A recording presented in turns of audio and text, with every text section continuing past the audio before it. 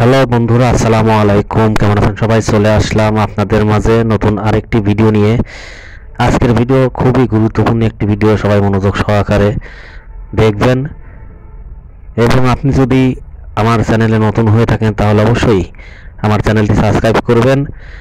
আর যদি আপনি আমার ফেসবুক আইডি থেকে দেখেন তাহলে অবশ্যই আমার ফেসবুক আইডিতে ফলো দিবেন এবং লাইক কমেন্ট শেয়ার করবেন। চলুন তাহলে ভিডিওটি শুরু করা যাক।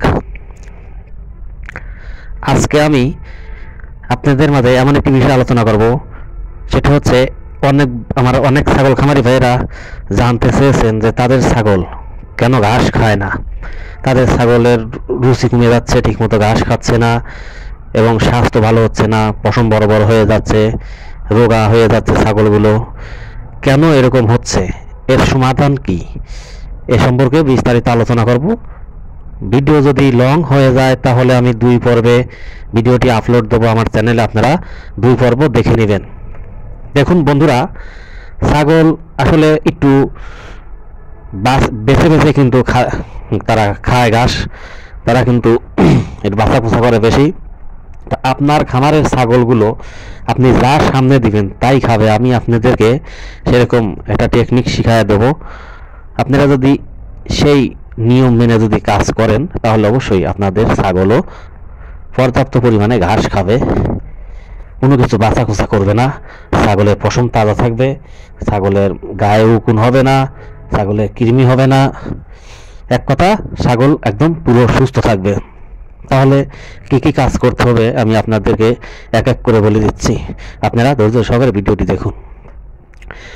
আপনার খামারের প্রথম অবস্থায় আপনার ছাগলকে যে বিষয়গুলো, ছাগলের যে দিক যত্ন নিতে হবে সেটা হচ্ছে আপনার খামার এমন স্থানে তৈরি করতে হবে যেখানে মাটি থেকে কমপক্ষে 3 থেকে 4 ফিট উঁচু স্থানে তৈরি করতে হবে, যাতে করে ছাগলের সোনা এবং ছাগলের যে বিষ্ঠ থেকে যে দুর্গন্ধ আসে, যে গ্যাসটা হয়, ওই গ্যাসটা যেন ছাগলের নাক পর্যন্ত না পৌঁছায়। এরকম সিস্টেমে যদি আপনি মাথা তৈরি করতে পারেন তাহলে ওই গন্ধটা ছাগলের নাকে না লাগলে ছাগল কখনোই অসুস্থ হবে না এবং ছাগল রোগ আক্রান্ত হবে না। দ্বিতীয়ত, আপনার ছাগলকে নিয়মিত জিঙ্ক খাওয়াতে হবে, পাশাপাশি ভিটামিন, ক্যালসিয়াম এগুলো খাওয়াতে হবে এবং ছাগলের মুখে রুচি আসার জন্য বিট লবণ খাওয়াতে হবে।